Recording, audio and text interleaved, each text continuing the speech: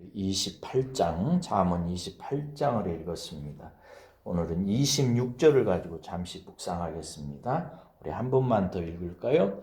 자기의 마음을 믿는 자는 미련한 자요, 지혜롭게 행하는 자는 구원을 얻을 자니라. 아멘. 이 26절을 직역을 하면 이렇습니다. 자기의 마음을 믿는 자는, 자기 마음을 믿는 자는 어리석다.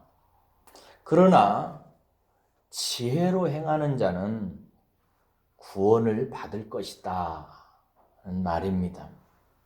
자기의 마음을 믿는 자가 어리석다. 이 말을 정확하게 뜻을 모르면 정말 어이없는 말처럼 오해하기 쉬워요. 사람은 여러분 자기 마음에 옳다 그르다 생각하는 대로 사실 행합니다. 그런데 자기 마음에 옳고 그른 대로 행하면 이것이 미련하다는 것인데, 그러면 내 마음에 옳고 그른 대로 행하지 아니하고 남의 마음에 옳고 그른 대로 행하라는 말인가 묻고 싶을 것입니다. 그래서 이 마음의 작용의 원리를 잘 이해해야 합니다. 사람은 인격적인 존재지요. 인격의 활동을 통해서 살아갑니다. 근데 이 인격이라는 말은 사람들이 인격, 인품, 인성 뭐 이런 말을 뒤죽박죽 그냥 쓰는데, 인격이라고 하는 말은 사람이 살아가는데 지성과 감성과 의지라고 하는 세 가지 요소를 가지고 살아가는 삶으로 의미합니다. 여기 물이 있습니다. 이 컵에 물을 보는 순간 여러분들은 머리에서 즉각적으로 뭐가 작동하냐면, 눈으로 들어온 이것을 여러분이 지각이 작동을 해서, 지성이 작동을 해서 저것은 컵에 든 물이다 라고 이렇게 지성이 작동을 하게 되어 있습니다. 그러면 지성이 우리가 보는 무엇에 대해서 이렇게 무엇이다 라고 뇌가 결정을 내리면 즉각적으로 두 번째 일을 시작합니다. 그게 뭐냐면, 저것이 좋은 것이냐 나쁜 것이냐, 내게 유익한 것이냐 그렇지 않느냐, 저거 먹고 싶은 것이냐 먹기 싫은 것이냐, 취해야 될까 취하지 말아야 될까, 이것을 생각합니다. 이게 이제 감성의 영역입니다. 이 감성이 좋다고 생각하면은 세 번째 이제 인격적 작용이 일어나는데 의지가 일어나는 것입니다. 좋으면 먹어야 되겠다 이렇게 결정을 하고, 감성이 나 저거 싫어 물 하루 종일 먹었어라고 하면은 우리의 의지는 이것을 취하는 것을 취하지 아니하고 반대로 버립니다. 이렇게 우리는 무엇을 끊임없이 눈과 귀와 감각을 통해서 들어오게 된 것을 지각이 이것은 무엇이다 라고 이렇게 결정을 하고, 그 결정한 것에 대해서 감성이 좋고 나쁜 것, 유익하고 그렇지 못한 것을 느끼고, 그 느낀 것을 의지가 좋은 것은 취하고 나쁜 것은 버리는 것입니다. 이것이 인격적인 삶이죠. 그런데 이 인격적인 삶을 주관하는 주관자가 있습니다. 주인이 있어요. 주인이 누구냐면 우리의 마음입니다. 마음에서 이 인격적인 활동을 주관해요. 그러니까 마음이 어떠냐에 따라서 그의 인격적인 삶이 달라지는 것입니다. 마음이 좋은 사람은 좋은 것을 알아보고 좋은 것을 좋아하고 좋은 것을 취합니다. 그런데 마음이 좋지 않은 사람은 좋지 않은 것에 대해서 지각이 열리고, 좋지 않은 것을 감정이 좋아하고, 자기 망치게 하는 건데 그 좋지 않은 것을 의지로 취해서 망할 짓을 하며 살아가는 것입니다. 그래서 하나님께서는 우리의 마음이 어떠하냐에 굉장히 관심이 많습니다. 우리의 마음을 보시는 것입니다. 그 사람의 마음이 그러하면 그 사람도 그러한 것입니다. 그래서 인생의 열매라는 건 무엇인가? 그 사람의 마음이 인격이라고 하는 지성과 감성과 의지를 사용해서 만들어내는 결과인 것입니다. 이 결과를 가지고 하나님 앞에 심판받고 의로운 자는 천국으로, 불의한 자는 지옥으로 떨어지는 것이 결과인 것입니다. 그런데 문제는 사람의 마음이 모두 다 타락했다는 것입니다. 왜? 하나님을 버렸기 때문에 그런 것입니다. 마음에 임하셔서 우리를 다스림으로 말미암아 천국을 만드시고 하나님의 인도하심과 다스림을 통해서 우리의 마음이 인격적으로 바르게 살아가야 되는데 이 천국을 사람이 하나님의 말씀을 버림으로 말미암아 잃어버린 것입니다. 그래서 자기 스스로가 자기 마음대로 살아가는 거예요. 이것이 망하는 세상 사람들의 실정인 것입니다. 로마서 1장 28절에 보면 그들이 마음에 하나님 두기를 싫어하매 라고 얘기해. 그러므로 말미암아 그들이 그 상실한 하나님을 상실한 마음대로 하나님께서 내버려 두셨다고 이렇게 돼 있어요. 결과가 어떻게 된가? 그들이 우둔하게 돼요. 심지어 우상을 하나님처럼 섬기면서 살아간다. 별것도 아닌 거 결국 썩어 없어질 것을 영원한 하나님을 대신해서 마치 하나님 찾듯 영원한 하나님을 찾듯 썩어 없어지고 잠시 있다 사라지는 것을 얻고 누리기 위해서 마치 하나님을 찾듯 그렇게 인생을 살아간다는 것입니다. 그래서 제일 위험한 게 뭔가? 자기 마음을 믿는 것입니다. 이것을 성경은 자기를 신뢰하는 것이라고 말하는 것입니다. 자기를 신뢰하는 자가 얼마나 어리석고 위험한 것인지를 하나님께서는 반드시 믿는 자에게 가르치십니다. 그래서 믿는 자가 때때로 고난을 당하고 거꾸러지고 쓰러지는 이유는 하나님께서 너 네 마음대로 네 인격을 쓰지?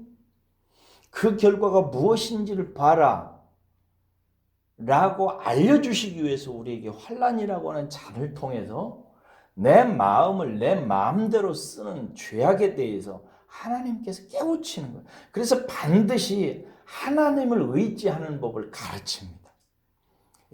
고린도 후서 1장 9절에 보면 사도 바울이 이런 말을 해요. 형제들아, 우리가 아시아에서 당한 환난을 너희가 모르기를 원치 아니하노니 힘에 겹도록 심한 고난을 당하여 살 소망까지 끊어지고 우리는 우리 자신이 사형 선고를 받은 줄 알았으니 라고 얘기합니다.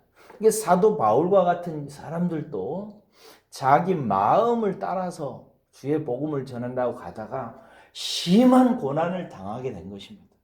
또 하나님께서 그렇게 심한 고난을 당하도록 이제 우리는 죽었구나, 사형 선고를 받았구나, 옥에 갇혀서 그렇게 생각한 거예요. 그런데 그 일을 바울이 회고하면서 이렇게 얘기합니다.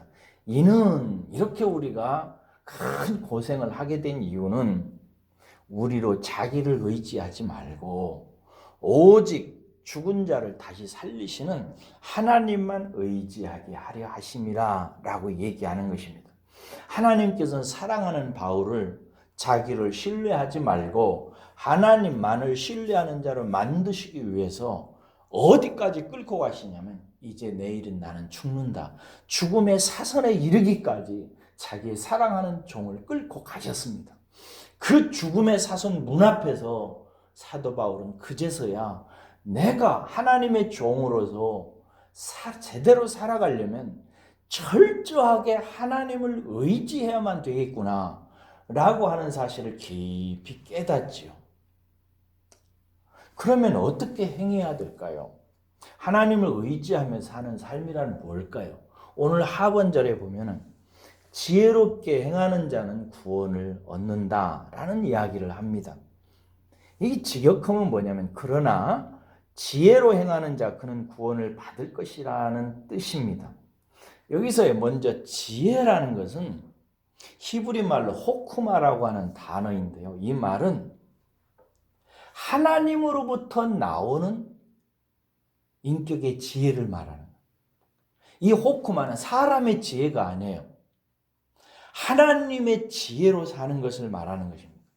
그러니까 여기서 지혜로 행하는 자는 구원을 얻는다는 말은 하나님의 지혜로 살아가는 사람은 이런 뜻인 것입니다. 하나님은 여러분 지혜의 신이십니다. 지혜는 뭐예요? 우리의 인격이 지성과 감성과 의지가 결국 선한 것을 보고 선한 것을 취하고 나쁜 것은 버리는 것을 지혜라고 합니다. 내게 유익이 되고 나를 살리는 것은 취하고 나를 해롭게 하고 나 망하게 하는 것을 버리는 것이 지혜입니다. 그런데 사람에게는 이 지혜가 없어요. 무엇이 우리를 살리는지를 모릅니다. 지혜는 어디서부터 오는가? 하나님으로부터 오는 것입니다. 호크마는 지혜이신 하나님의 것입니다. 그래서 성도가 반드시 깨닫고 습득해야 되는 것이 뭐예요? 하나님의 지혜를 가지고 살아가는 법을 체득하는 것입니다. 그렇게 살면 어떻게 된다고 그래요? 구원을 받을 것이다. 여기서 구원은 우리가 예수를 믿음으로 말미암아 영혼의 구원을 받는 그런 얘기가 아니라 주로 재난이나 전쟁이나 현실적인 삶 속에서 나쁜 환경에서 구출되는 것을 의미해요. 그래서 오늘 본문 말씀은 자기의 마음을 믿고 마음대로 살아가는 사람은 이건 정말 어리석은 사람이다. 그는 망한다. 그러나 호크마 하나님의 지혜로 살아가는 사람은 어떤 일상의 삶 속에서 잘못된 것이나 어떤 실패나 혹은 안 좋은 전쟁이나 여러 가지 실생활 재난 같은 데서 도움을 입고 구원을 받는다는 것입니다. 이 사실이 우리의 일상생활에서 좋은 지침이 됩니다. 이 지혜는 그럼 어떻게 해서 오는가? 야고보서 1장 5절에서 야고보 사도는 장차 로마에 살고 있는 초대교회 성도들이 네로 황제와 같은 악한 왕에 있어서 심각한 재난을 당할 것을 예고하면서 그 재난을 당할 때 호크마 하나님의 지혜로 어떻게 헤쳐나갈 수 있는지에 대해서 야고보서는 씁니다. 그러면서 야고보서 1장 5절에서 이렇게 얘기합니다. 누구든지 너희 중에 지혜, 호크마가 부족하거든. 하나님의 지혜를 알 수가 없어서 이 재난 속에서 내가 동으로 가야 되는지 서유로 가야 되는지 무슨 일을 해야 되는지 아는 일이 부족하거든. 모든 사람에게 후히 주시고 꾸짖지 하시는 하나님께 구하라. 그리하면 주시리라. 이렇게 얘기하고 있습니다. 성도의 삶은 모두에 우리가 찬송 부르면서 나누었듯이 야곱이 돌베개 베는 것 같이 거친 삶입니다. 재난이 늘 가까이 있고 환난이 가까이 있습니다. 이런 모든 삶에서 우리가 헤쳐나가는 유일한 비결은 뭐냐? 우리의 마음에 이 거친 삶을 헤쳐나갈 수 있는 지혜 호크마가 하나님으로부터 온다는 사실을 깊이 시인하고 이렇게 이른 아침부터 여러분들이 하나님께 오늘 하루를 맡기며 나는 지혜가 없어서 알 수 없지만 하나님께서 내 인격 안에 사닥다리를 내리시고 임하셔서 야곱 그 사기꾼과 같은 어리석고 자기만 믿고 날뛰는 야곱을 일평생도록 함께 인도해 주셔서 부자도 되게 하시고 라반의 식구들로부터 모면도 하게 하시고 에서의 형에서부터 구출을 하셔서 마침내 그 땅에 돌아와서 하나님께 경배하는 자로 그리고 이스라엘로 세우듯이 하나님께서 우리의 삶 속에서도 그렇게 인도해 주시기를 늘 소망하고 기대하고 바라고 의지하는 그 과정 속에서 나도 모르게 하나님의 호크마가 나타나기 시작하는 것입니다. 내가 어느 순간에 일정한 수준의 지식에 이르러서 그냥 무슨 사건만 오면 이렇게 해야지 저렇게 해야지 딱딱 아는 게 아니라 그런 것에 대해서 무지할지라도 매일매일 삶 속에서 하나님의 호크마를 소망하고 기대하고 바라고 의지하며 살 때 나도 모르게 내 안에 하나님의 영이 사닥다리를 내리고 나와 함께 하셔서 야곱이 걸었던 그 삶 속에서도 능히 안전하게 구출받고 부유하게 되어서 하나님 앞에 봉헌하는 인생이 되듯이 우리도 그렇게 살아갈 수 있다는 것이죠. 이 삶의 지혜를 우리 일생에 잘 터득해서 겸손하게 매일매일 하루하루 삶 속에서 하나님을 의지하고 휘주시고 꾸짖지 하시는 하나님께 지혜를 구하며 살아가시기를, 여러분들의 가정 안에 그 호쿠마가 임하시기를 주의 이름으로 축복합니다. 기도하겠습니다.